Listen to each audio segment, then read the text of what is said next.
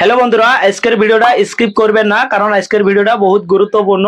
আপনি 2 মিনিট ভিডিওটা দেন, আপনার কিন্তু বহুত কামত লাগবে।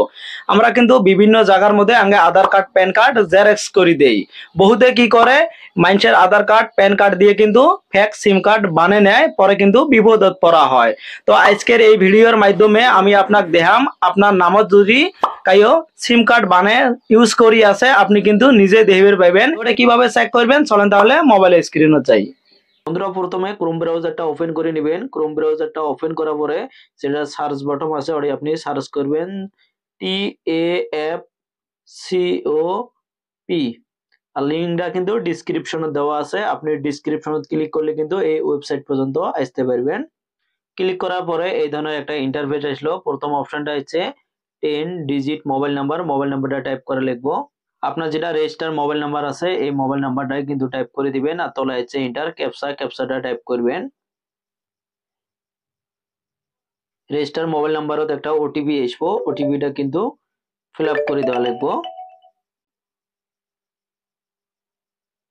ওটিপিটা টাইপ করার পরে যেটা লগইন অপশন আছে এটার মধ্যে ক্লিক করে লিখবো। টাইপ করার পরে এই ধরনের ইন্টারফেস আসলো। তো দেখতে পাচ্ছেন আমার কিন্তু আধার কার্ড দিয়ে আমার দুটো সিম বানানি আছে। এই ধরনের ইন্টারফেস শো করছে, দেখেন প্রথম মোবাইল নাম্বার 2টে আর লাস্টে শো করছে 4টে। আমি কিন্তু কবের পাইবেনছি যে এই মোবাইল নাম্বারটা আমার আছে না নাই, আমি ইউজ করি আসি না নাই, মানে লাস্ট নাম্বার আর ফার্স্ট নাম্বার গুলো কিন্তু শো করছে, আমার দুইটা শো করছে। এটা হয় আমি আমার এক আধার কার্ড দিয়ে আমি দুইটা সিম ইউজ করি আসি, এই ধরনের শো করছে।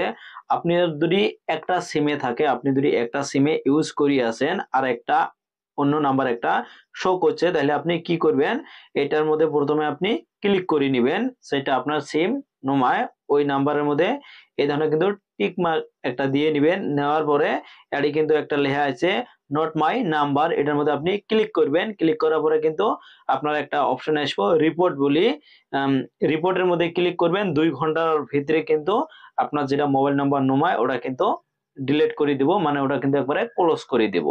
তো ভিডিওটা ভালো লাগলে কিন্তু অবশ্যই লাইক করবেন, কমেন্ট করবেন, আর বেশি বেশি করে শেয়ার করবেন। বহুত কিন্তু important video. Thank you so much ভিডিওটা দেখার জন্য।